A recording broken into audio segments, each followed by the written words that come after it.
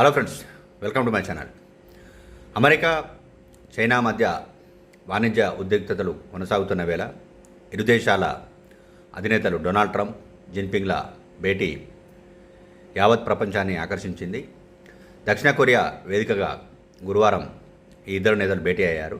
దాదాపు 2 గంటల పాటు అంతర్గత సమావేశమైన వీరు పలు కీలక నిర్ణయాలపై చర్చలు జరిపారు. జిన్పింగ్తో భేటీ అనంతరం ట్రంప్ ఒక కీలక ప్రకటన కూడా చేశారు. చైనా మీద విధించిన టారిఫ్ల మీద 10% మేర తగ్గిస్తున్నట్టు ప్రకటించారు. జిన్పింగ్ తో భేటీ అద్భుతంగా జరిగింది. ఈ సమావేశంలో పలు అంశాలు చర్చకు వచ్చాయన్నారు. ఫెంటనిల్ తయారీలో వాడే ముడి ఉత్పత్తుల రవాణాను కట్టడి చేయడానికి జిన్పింగ్ తీవ్రంగా శ్రమిస్తారని నేను విశ్వసిస్తున్నాను. అందుకే ఫెంటనిల్ పేరుతో చైనాపై విధించిన 20% సుంకాలను 10%కి తగ్గిస్తున్నాను.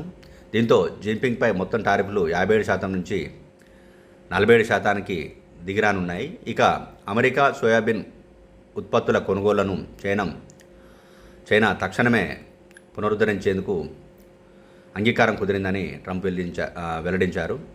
అలాగే అరుదైన ఖనిజాలకు సంబంధించిన సమస్య కూడా పరిష్కారమైందని అమెరికా అధ్యక్షుడు ఈ సందర్భంగా తెలిపారు. ఇకపై చైనా నుంచి అమెరికాకు అరుదైన ఎగుమతులకు ఎలాంటి ఇబ్బంది ఉండబోదని అన్నారు. ఈ ఖనిజాలను ఏడాది పాటు అగ్రరాజ్యానికి ఎగుమతి చేసేలా ఇరు దేశాలు మధ్య ఒప్పందం కుదిరిందని అన్నారు. ఈ అరుదైన ఖనిజాల కారణంగా ఇటీవల ట్రంప్ చైనా మీద 100% సుంకాల హెచ్చరికలు జారీ చేసిన విషయం విదితమే. తాజాగా ఈ డీల్తో బీజింగ్కు పెద్ద ఊరట లభించినట్లయింది. ఇక చైనాతో త్వరలోనే వాణిజ్య ఒప్పందం కూడా కుదుర్చుకోనున్నట్లు ట్రంప్ సంకేతాలు ఇచ్చారు. ఈ సందర్భంగా చైనా అధ్యక్షుడి మీద ట్రంప్ ప్రశంసలు కురిపించారు. జిన్పింగ్ గొప్ప నేత అని, ఆయనకు 10కి 12 మార్కులు ఇస్తానని అన్నారు. ఉక్రెయిన్ రష్యా యుద్ధం నా అమెరికాతో కలిసి పనిచేసేందుకు చైనా అంగీకరించిందని తెలిపారు. వచ్చే ఏడాది ఏప్రిల్లో తాను చైనాలో పర్యటిస్తానని వెల్లడించారు. ఆ తర్వాత వీలు చూసుకొని జిన్పింగ్ కూడా అమెరికాకు వస్తారని అన్నారు. మొత్తానికి ఏంటంటే అమెరికా అధ్యక్షుడి వాణిజ్య సుంకాలతో ప్రపంచమంతా